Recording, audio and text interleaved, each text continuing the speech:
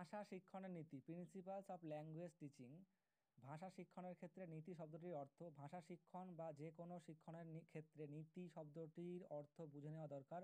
একটি সার্থক শিক্ষণের মূলে তিনটি জিনিস থাকে: নীতি, কৌশল এবং পদ্ধতি। অর্থাৎ নীতি প্রিন্সিপাল, কৌশল টেকনিক এবং পদ্ধতি মেথড। নীতি হলো কাজের চিন্তা, থট। নীতি হলো কাজের চিন্তা, কৌশল হলো কাজের কারিগরি এবং চিন্তাকে কাজে পরিণত করে পদ্ধতি অর্থাৎ মেথড। অর্থাৎ পদ্ধতি হলো চিন্তা ও কাজের সংযোগ, এ link between thought and action. তাই শিক্ষণ অর্থাৎ টিচিং দৃষ্টিভঙ্গিতে নীতি হলো শিক্ষণ সম্পর্কে সামগ্রিক চিন্তাভাবনা।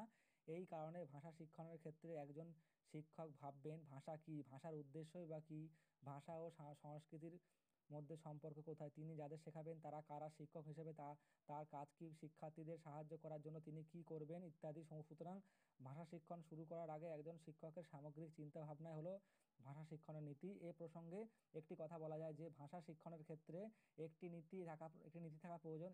এই কথাটি যেমন সর্বাংশে সত্য, তেমনি একথাও সত্য যে ভাষা শিক্ষণের উদ্দেশ্য সম্পর্কে সঠিক ধারণা না থাকলে যে নীতি গ্রহণ করা হোক না কেন তাতে সাফল্য আসবে না। শিক্ষার্থীকে আত্মপ্রকাশে সক্ষম করে তোলা এবং তা মানসিক, আবেগমূলক ও নৈতিক বিকাশ ঘটানোর পাশাপাশি তার স্বাধীন চিন্তাশক্তি প্রকাশ করার ক্ষমতা অর্জনও ভাষা শিক্ষণের একটি উদ্দেশ্য। ভাষা শিক্ষণের মূল নীতিগুলি গড়ে গড়ে ওঠে ভাষাবিজ্ঞান ও মনোবিজ্ঞান এর উপর ভিত্তি করে।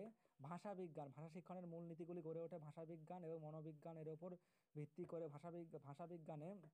ভাষাবিজ্ঞানে থাকে ভাষার নিয়ম, আর মনোবিজ্ঞানে থাকে শিখন বা লার্নিং এর মূল তত্ত্ব। এই দুয়ের উপর ভিত্তি করে ভাষা শিক্ষণের নীতিগুলি আলোচনা করা হয়।